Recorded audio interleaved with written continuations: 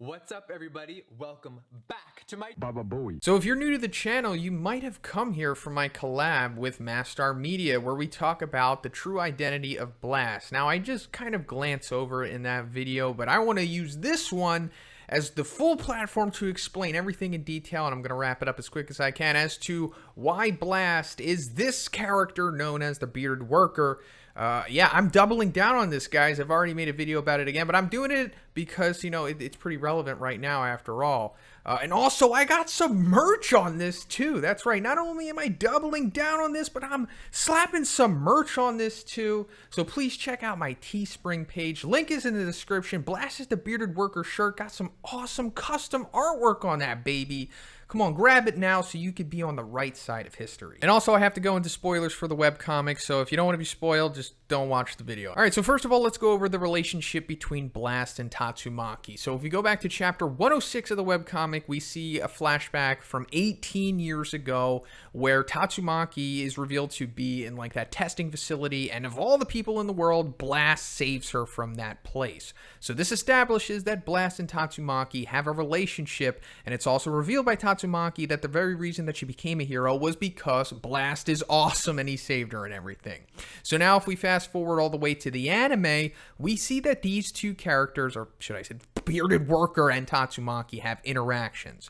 Now, I also need to address, because people seem to neglect this fact, that this is exclusive to the anime, meaning that it does not happen in the manga. There are a lot of supplemental scenes within the anime from season 1 that Madhouse/Bones, just the production company, whoever was working on it, took their own creative liberties with it, which one allowed them to make.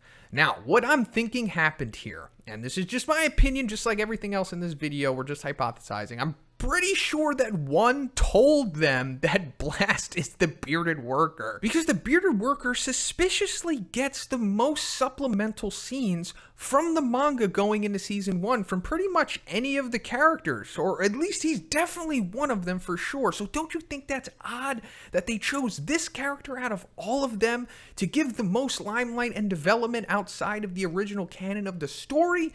So also, another really interesting thing is that he has a specific interaction with Tatsumaki in these supplemental anime scenes. So why is it these two characters? Well, like I said, because they have history going back 18 years. Now, also, the 18 years thing is important because it's pretty much proving the age difference here. So in the flashback, Blast is of an ambiguous age. It's in the webcomic. I don't know, he could be in his 20s or something. I think that makes sense to me, right? Most of the pro heroes right now are in their 20s anyway.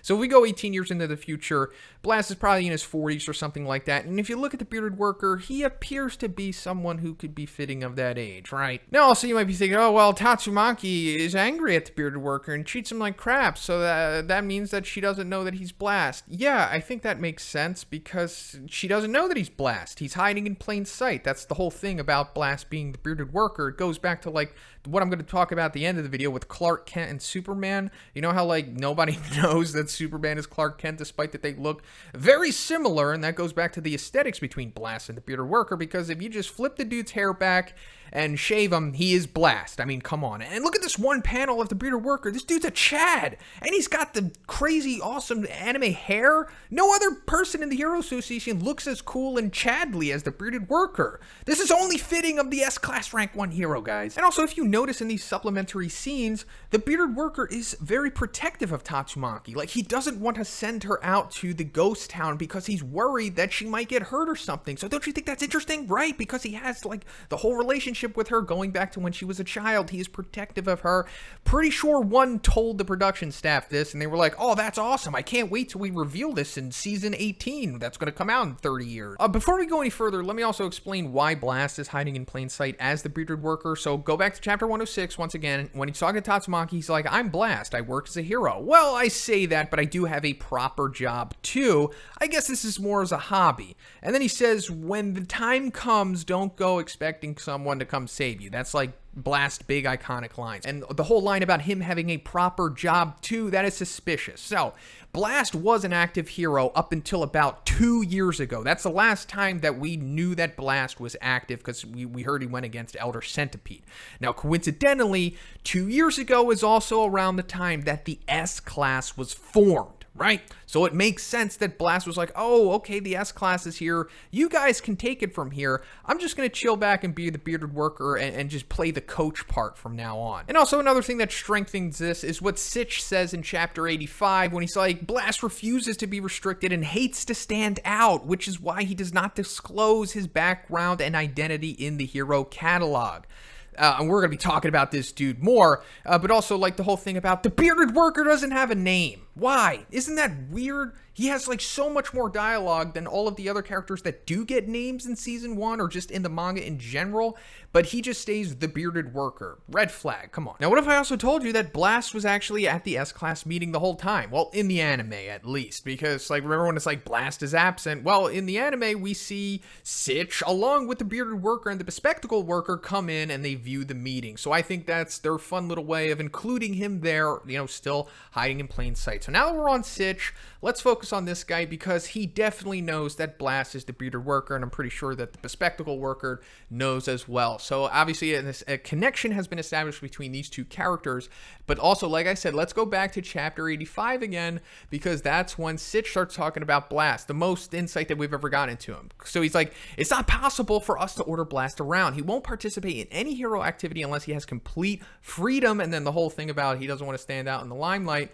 and it's like, we give him valuable enough treatment because he's so awesome, but when humanity really does need saving, he will definitely come. So why does he know that? All of the other executives sitting around this table are shocked by the information that he's giving them. So why does Sich know all of this information coincidentally about Blast? It's because he knows that he's the bearded worker, obviously, and I think this is also further strengthened if we go to Chapter 119 when Second Gar is talking to Drive Knight, because Drive Knight is trying to coax him into getting Blast to reveal himself, and he's like, are you sure you can't get in touch with Blast? And Second Gar's like, I can. Only a few association staff members can do that. So that's very interesting. We never heard that before. And you're thinking, like, who are the select few staff members that could do that? Well, it's obviously Sich, the bespectacled worker, and of course, bearded worker, who is Blast himself. What's that? You want to go deeper? All right, let's go to Chapter 84, because remember when they're trying to give King the information how to defeat Elder Centipede? Well, coincidentally, of all of the people who knows the quote-unquote confidential top-secret information about Blast versus Elder Centipede is, you guessed it, it's the bearded worker. Why are they showing him relaying this information of all of the people? Because he's like, Blast gravely injured it in the past, but it managed to escape underground. And he tells that, and then she relays it to the information at King. So, come on, he's Blast because he himself fought the Elder Centipede. So now let's go back to the juicy clickbait that I put in the thumbnail. So yes, Saitama has met Blast, and this is integral to the story. This sequence that we see in Chapter 26 happens in all continuities of One Punch Man, meaning it originally happened in the webcomic, went on to happen in the manga, and then went on to happen in the anime, of course. So why is this? Because it's integral to the story that we set this up, just like how all the other storylines that are playing out in One Punch Man currently were set up in Season 1.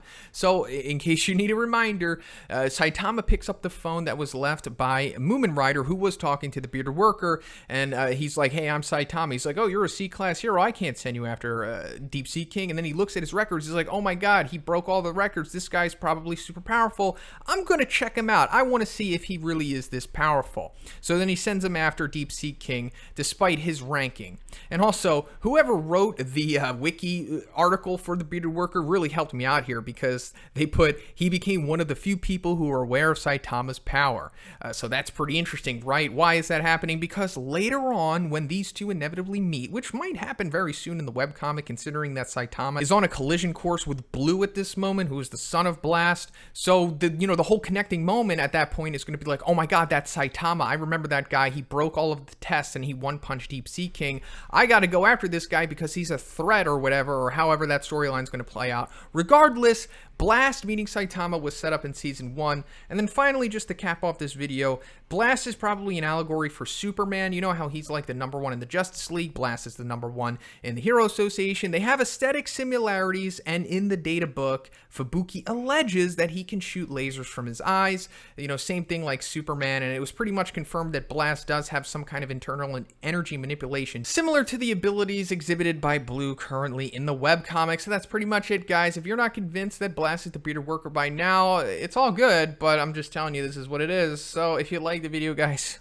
please give it a like. If it entertains you, I mean, at least give it a like. I got a Twitch channel. Please check me out on there. And don't forget about that merch, Blast is the Bearded Worker merch. It's hot. It's fire. And subscribe if you haven't already. Have a great day. I'll see you in the next one.